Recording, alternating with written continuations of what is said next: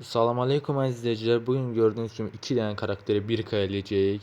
Birincisi Piper, o birisi de Sandy. İkisinin de biraz oyunu qalıb. Bence çok rahat şekilde eləyəcəyik. İlk oyunumuza keçdik. Bir yerde oynayıb yəni yükləri alsaq, rahat alarıq. Ulti doldura bilsəydi deyəcəkdim ki, çok hasar verdi. Geçey bunu öldürsək birincilik. Vurdum bir tane öldü. Dostu qalıb. Dynamite tek attı bana.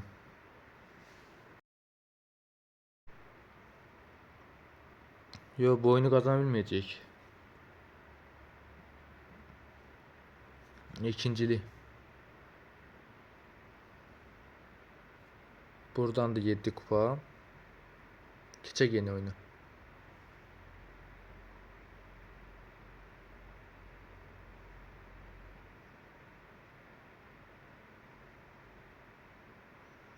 Bundan bir tane vursam ultim dolar.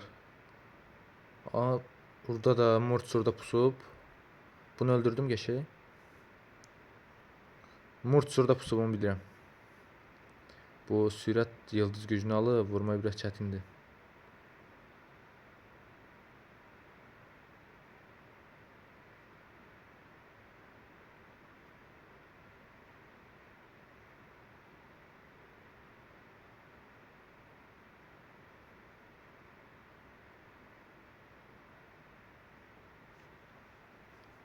Aha, bunu öldürdüm. Buna da bir tane vursam ölür geçey. İkincilik, bu oyun birinciliği almalıyıq. Ultime bir tane bastım. Öldüm ben. Yok, ölmedim. Colt'un ultisine bak. Bot kim oynuyor? Ve birincilik geçey. Yeni oyunumuza geçey. Son oyundu.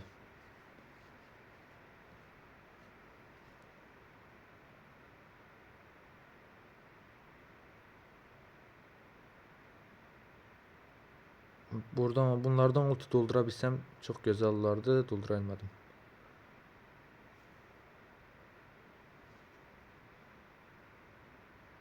Bir tane vursam ölür, kaçtı. Aha, öldü. Rico da öldü. O Grom çok problem yaradar bizim için. Bana çok problem yaradar. Üçüncülük. Bu fail oldu. Son oyun həmişə belə fail olur.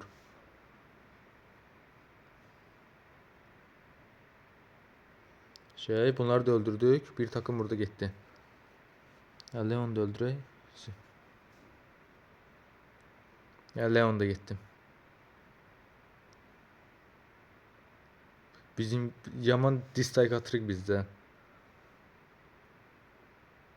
Lil de öldü. Yo, kazanmayacak. İkinciliği. Ama bir kaldı.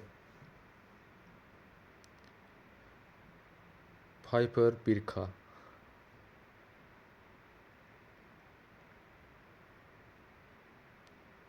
İndi sıra Sandy'dedir. Sandy'nin de 1K eləyək.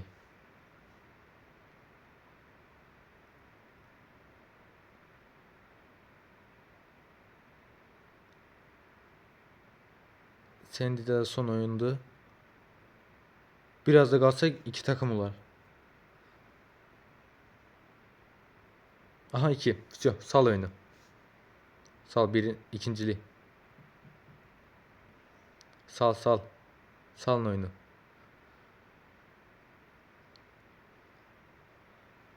Ve Sandy'de 1K oldu.